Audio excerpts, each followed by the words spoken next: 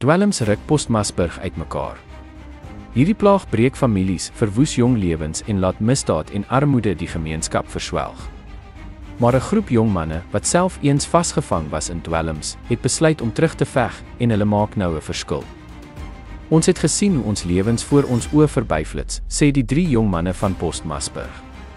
In 2023 het hulle deelgeneem aan 'n 6 maande lange rehabilitasieprogram deur Men of War. Vandag is hulle vry van dwelms en lei nou self rehabilitasieprogramme om ander te help. Hulle het onlangs die nie winsgewende organisasie Gift of Desperation begin om jong mense weg te hou van dwelms deur werkskepping, sport, opleiding en geloofsgebaseerde aktiwiteite. Maar hulle sukkel. Sonder hulpbronne is dit moeilik om 'n volhoubare impak te maak. Een van die stigterlede van Gift of Desperation vertel.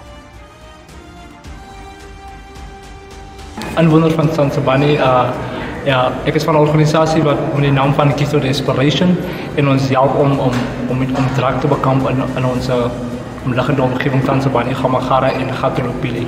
In 2023 het ons 'n organisasie gestig met die naam van Gift of Desperation en ons het dit nie gesien toe ek self in die reep was, het ek nie gesien dat ons gemeenskap het 'n ernstige dwelmmishandeling probleem. So ons beveg die dwelmmishandeling en ons nooi alle omliggende myne om te invest, alle companies om te invest in ons organisasie om hierdie ding te bekamp. Dit is nie vir ons maklik nie, maar ons doen dit op 'n daglikse basis.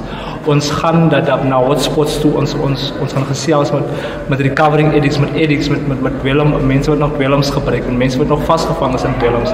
En ons kan dit nie self doen nie, ons kan dit nie alleen doen nie, maar ons invite julle om in te koop in hierdie idee en hande te vat dat ons hierdie ding 'n sukses maak.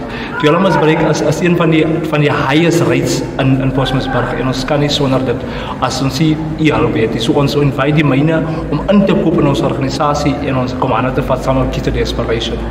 Baie dankie. Die jong manne sê dwelms in Postmasburg is 'n massiewe probleem en dat die groeiende mynbedryf bydra tot die sosiale ewels. Oorvol woonbuurte, ekonomiese druk en maklike toegang tot dwelms maak die probleem net groter. Tog is slegs een myngroep tans betrokke by volhoubare dwelmrehabilitasieprogramme in Sansabani. My naam is Ricardo Joseph. Ek kom omtrent, ek was voor 12 jaar in die gevangenis. Ek het kom aangesluit by die supportgroep hier in Postmasburg gemeenskap Gift of Desperation. As gevolg dat ek ook lang tydperk van die drugs gewees het en ek het gesien dat die groep die transformation groep baie goed is en terwyl ek die 12 jaar in die gevangenis gewees het, het ek baie dinge geleer daar, programme geloop daar wat ook kan die youth help om hulle se gedagtes te kan verander. So in die tydperk van 12 jaar in die gevangenis, 2015 kom ek in Zwelopelle en was die hele nie 26 wende, hier in die 26 wende, maar daar wat ek daar kom het ek die resources en die opportunities gewaar wat my dan my gedagtes verander het en daaraan belang gesien, dat skills het gemaakt daar, ek het skool ook gegaan daar, ek het baie transformations activities geparticipeer in, so dit is een van my goals waarvoor ek hier is en die maande kom aangesluit by Gift of Desperation om kan 'n verskil te kan maak in die gemeenskap. Ek is Neil Mario Pina, ex-drug addict en wat drugs in my lewe gedoen het. Dit het niks goed gebring nie.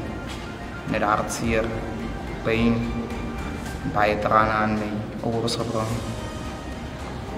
Ek was vir 13 jaar vasgevang in drugs en die Here moes my die ander way gewys het.